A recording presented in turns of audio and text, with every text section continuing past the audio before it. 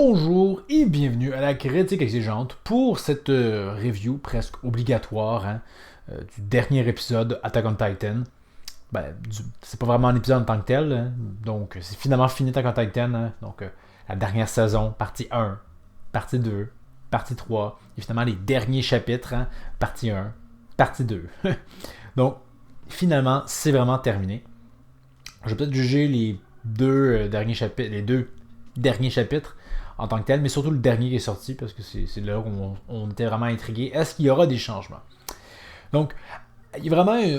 c'est très cinématographique, et c'est rendu un OAV à ce stade-là. On se libère du carcan épisodique pour embrasser davantage un côté film, et honnêtement, ça fait très bien le café, à un point tel qu'on aurait presque aimé voir peut-être Attack on Titan sous cet aspect-là tout le long. Il y a vraiment quelque chose de hyper grandiose. On clore vraiment la série avec le plus grand respect qu'il se doit et ça mérite d'être soulevé. Mais il y a aussi des petits changements.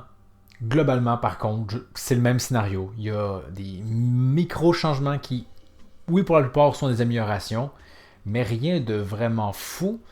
On peut penser notamment à la discussion entre Armin et Eren. Il y a des petits changements. Et on joue un peu plus sur la finalité que Eren révèle à Armin, qui va réussir à décimer environ 80% de la population. Donc, alors qu'on l'apprend au début, c'est bien. Ça ajoute un peu plus de l'espèce de climax à leur discussion. Mais globalement, je peux faire les mêmes torts que j'ai fait dans le passé. C'est-à-dire que on est dans le classique où on essaiera de nous dire que Eren était un peu confus avec son pouvoir et que c'était un peu... qui n'était pas pleinement en contrôle, mais bon. La réalité, c'est qu'il était quand même relativement bien en contrôle. Si suffisamment dans le passé pour que contrôler Tina, Titan, pour pas qu'elle mange Bertol et mange sa mère. Je me pose plein de questions, comme par contre, pourquoi d'abord l'armée de Titan qui allait ravager le port et que faute de temps, Angie a dû aller se gagner du temps. Pourquoi pas juste que les titans marchaient plus lentement? Ainsi, ils ont le temps de partir, on n'a pas besoin de se sacrifier. Protéger ses amis, c'était vraiment le leitmotiv de Eren. Donc, qu'ils ne puissent pas influencer ça. Il y a aussi toute l'idée avec Ymir. Comme quoi peut-être qu'elle le contrôle, peut-être pas, etc. Bref, c'est un peu ambigu parce que ça sert bien au scénario surtout. Également, je me souviens pas trop comment c'était dans le manga, mais la discussion entre Zeke et Armin, Zeke fait juste se dire ouais on est juste une espèce humaine qui tente de se reproduire et on a juste peur que l'espèce s'éteigne. Pour après coup juste dire que comme hey, les humains ça a des loisirs et que ça chamboule tout. Je sais pas. Je me suis plus c'était vraiment exactement comme ça dans le manga, mais c'était pas ouf du tout. Surtout qu'on comprend pas trop. Est-ce que c'est vraiment Ymir qui permet à ce moment-là des failles dans le pouvoir de Eren ou c'est Eren qui, mais en même temps, ça aurait bien du sens parce que ça fait partie du plan de Eren. Bref, encore une fois, le scénario n'est pas de fou non plus. Et aussi, ça c'est en format épisodique, ça aurait fait encore plus dur, mais déjà là, c'est un peu pathétique. Quand Peak tente de faire exploser les trucs, mais finalement, elle est comme percée par le trident d'un des titans. Le titan semble la tenir comme ça pendant au moins 5 minutes. Sans rien faire de plus. C'était un peu gênant, mais comme, ok, là, c'est pas fou, Surtout qu'après coup, quand elle va comme tuer un titan, elle va faire comme... C'est plus rythmé que comme elle se fait tuer, elle fait tuer.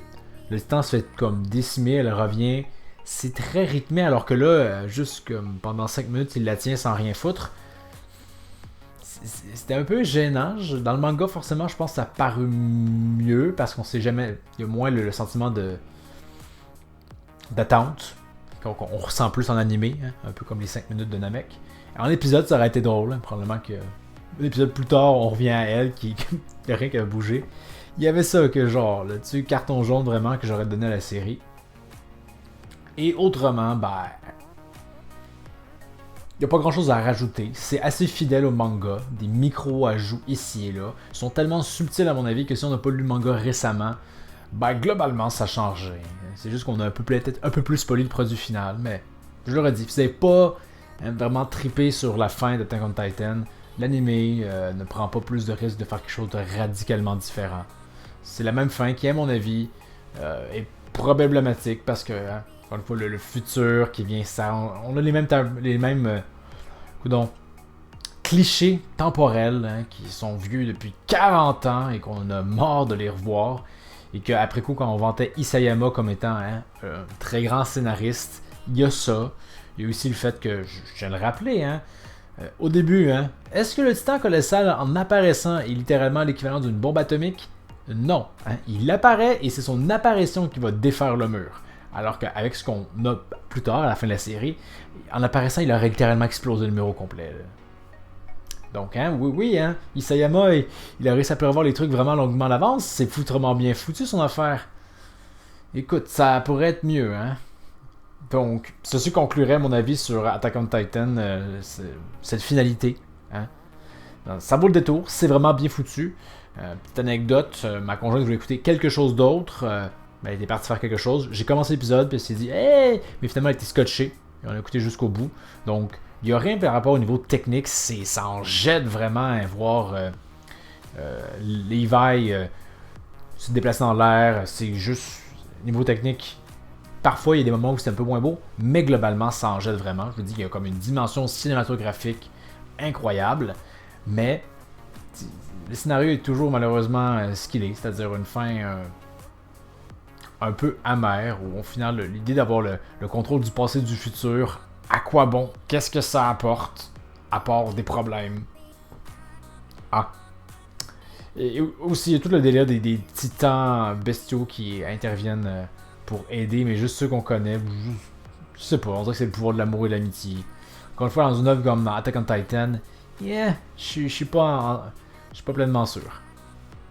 Mais bref, vous, qu'est-ce que vous avez pensé de cette adaptation? Est-ce que ça avait vraiment sublimé le manga et le rendre combien meilleur? Ou comme moi, vous êtes d'accord pour dire que c'est mieux, mais malheureusement le scénario, c'est pas encore fou à mon avis. D'ailleurs, à ce niveau-là, pour la prochaine critique, prochaine vidéo en fait, ça peut être un pitch de vente Attack on Titan, ça serait d'actualité, mais en même temps, résumer toute l'œuvre en à peu près 8 minutes, ça sera un beau défi, et le temps manque pour réussir à faire peut-être quelque chose de bien travaillé. C'est à voir, il y avait aussi peut-être un pitch de vente sur Baki, qui est beaucoup plus facile parce que c'est assez facile de critiquer Baki. Oh que oui. Donc, comme toujours, c'est des suggestions de vidéos, vous pouvez faire part dans les commentaires. Et je dois juste soulever que je suis content que ma vidéo sur le top 10 de ça ait quand même bien fonctionné. On s'entend que c'est pas bon public cible, c'est pas un sujet du public cible que j'ai généralement, ça c'est pas un animé. Mais, à ma grande surprise, ça a quand même bien marché. Et c'est une vidéo qui m'a bien plu à faire, donc ça fait toujours plaisir. Donc, n'oubliez pas de me faire des suggestions si vous voulez. Je les ferai avec grand plaisir. Donc, merci d'avoir regardé. N'hésitez pas à vous abonner et plus encore. Et je vous dis à la prochaine critique exigeante. これからだ